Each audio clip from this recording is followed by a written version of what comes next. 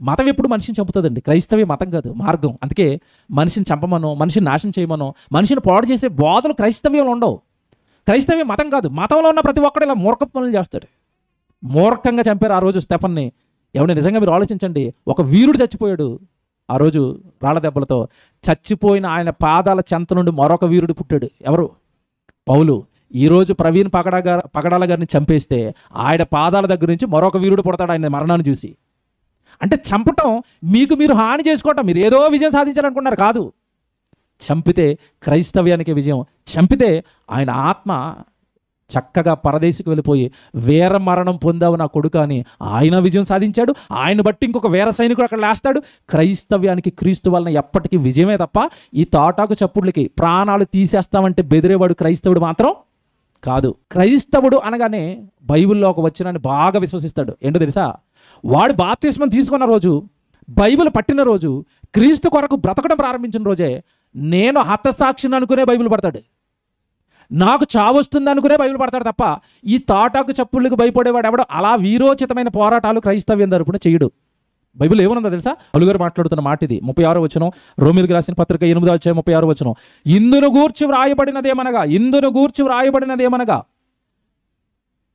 ఏమండి? ఇందును గూర్చి వ్రాయబడింది ఏమనగా, నిన్ను బట్టి దినమెల్లా, నిన్ను బట్టి దేవా నీకోసం నిన్ను బట్టి దినమెల్లా మేము వధింపబడిన వారమై వధకు సిద్ధమైన గొర్రెలమని మేము ఎంచబడిన వారము. క్రైస్తవుడు ఏమెంచుతాడట? మేము వధకు సిద్ధమైన వాళ్ళము. వధకు సిద్ధమైన వాళ్ళము అంటే చచ్చిపోవడానికి సిద్ధపడినోడిని నువ్వు చంపి నువ్వు సాధించేదేముందరా? ఆల్రెడీ డిసైడ్ అయ్యే బైబిల్ పడతాడు. ఇది క్రైస్తవ్యానికి ఉన్న ధైర్యం. ఎందుకు డిసైడ్ అయ్యి వధకు సిద్ధమై ఎందుకు బైబిల్ పడతాడంటే, నన్ను చంపేస్తే ఒకనాడు నా ప్రభువుని చంపారు, నా ప్రభువుని చంపితే మరణం ఆయన ఆపలేదు, మరణాన్ని ఆయన ఏం చేశాడు? జయించాడు. క్రైస్తవుడిని చంపితే అతడు హతసాక్షిగా అతడు మళ్ళీ ఏం చేస్తాడు? మరణాన్ని జయించి తిరిగి లేస్తాడు. ఎవడు భయపడతాడు? ప్రాణాలకు ఎవడండి భయపడతాడు?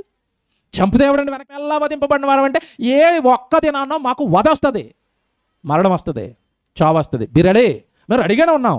అలా రెడీగా ఉండమని దేవుడు మాకేం చెప్పాడు?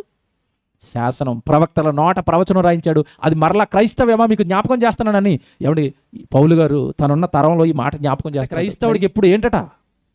బ్రతుకున్న విజయాలే. ఎవరికి విజయాలు తెస్తాడు? బ్రతుకుంటే దేవుడికి తెస్తాడు, బైబిల్కి విజయాలు తెస్తాడు, వాక్యానికి విజయం చేస్తాడు. చచ్చిపోయాడు అనుకోండి, ఆ మరణంను కూడా అతను ఏం చేస్తాడు? జయిస్తాడు. ఇంకేం చేస్తారా మీరు క్రైస్తవుల్ని? ఏం అర్థం వాళ్ళు చూసారా? వాళ్ళ క్రైస్తవ్యం అంటే ఏంటో? యేసుక్రీస్తుల వారిని చంపాడు, మరణించి తిరిగి లేచాడు. ఈ రోజున ఒక సేవకుడిని చంపుతావా? ఒక విశ్వాసం చంపేస్తావా? ఒక దేవుడి కొరకు బ్రతుకుతున్న ఒక వ్యక్తిని చంపేస్తావా? మేము దినమెల్లా వధకు సిద్ధపడిన వారము. ఈ వాక్యాన్ని నమ్మాం. మీకు ఎప్పుడో ఒకనాడు స్తెఫనుకు వచ్చినట్టో, పౌలు గారికి వచ్చినట్టో, అపోస్తులకు వచ్చినట్టో, యాకోబుకు వచ్చినట్టో, ఏమంటే ఇప్పుడు మన కళ్ళ ముందు ఉన్న ఈ ప్రవీణ్ గారికి వచ్చినట్టో ఎప్పుడో ఒకప్పుడు వధకు నువ్వు కూడా అంటే సిద్ధపడి సేవలో ఉన్నాం. ఎవడైతే విజయం ఎవరిదట?